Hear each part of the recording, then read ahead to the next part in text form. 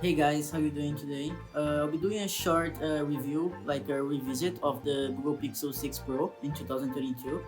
I actually got this phone recently, a couple of months ago.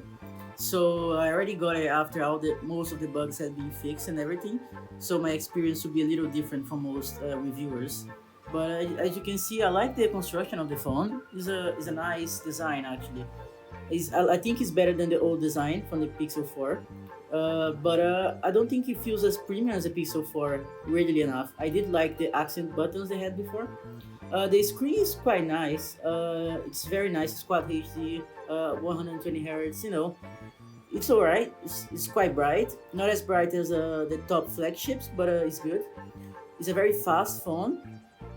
It's very fast, very responsive. I don't get it why people criticize the processor. I didn't get any bugs or anything like that, thankfully. No slowdowns, no frame drops or anything. So it feels very smooth. And so I think Google has done a good job on the processor.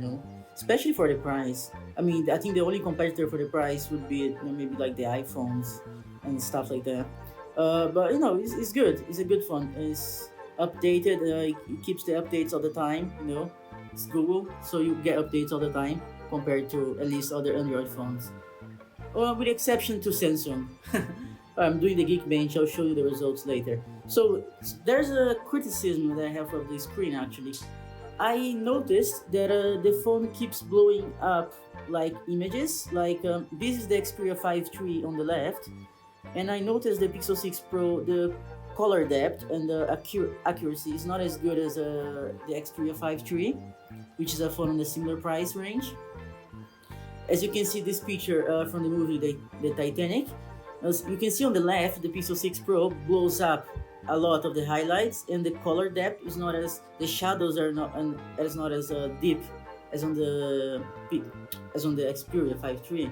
As you can see, there's a big difference, especially if you care about those kinds of things, right?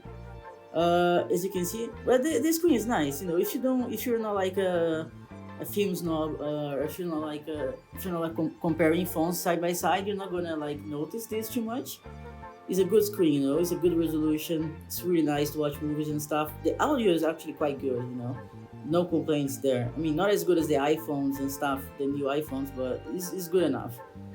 It's not a bad phone. Look, there's the scores. They're not the highest ones, as you can see. They're very moderate and very modest compared to to the iPhones 13, 14, and the latest Androids. But as I told you, I have no slowdowns, no frame drops. So Geekbench, I just there for doesn't really matter. What matters is the experience.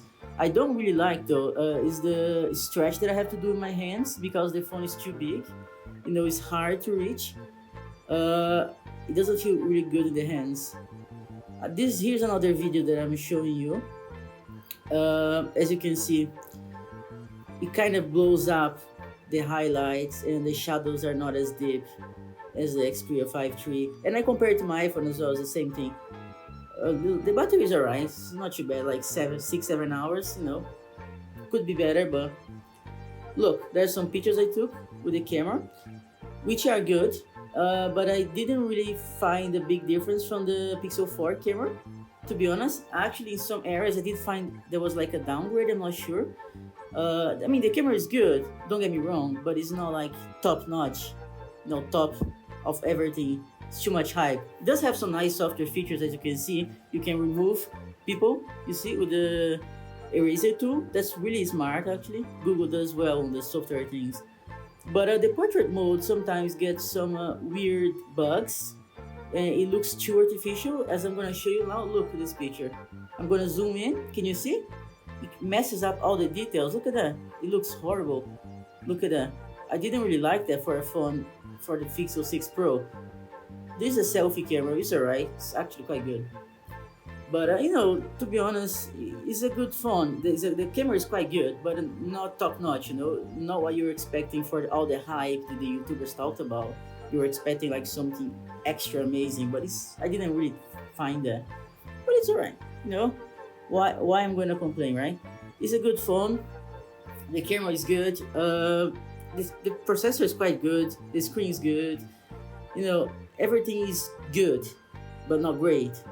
You know what I'm saying now? You know, I'm not. I don't know why all the hype every year. All YouTubers say, "Oh my God, it's gonna be the best camera phone ever," but it never is. You know, the software experience is the only exceptional thing out there. At least I didn't get any bugs, so I'm really happy with it. But everything else was just average. Unless you can get it for like $700 or less, it's not really worth it to buy this phone. But if you want to really a Pixel, buy the 6 Pro instead of the 7 Pro, which is literally almost the same one apart from the processor. You know, just get the 6 Pro. Well, anyways, that's my opinion.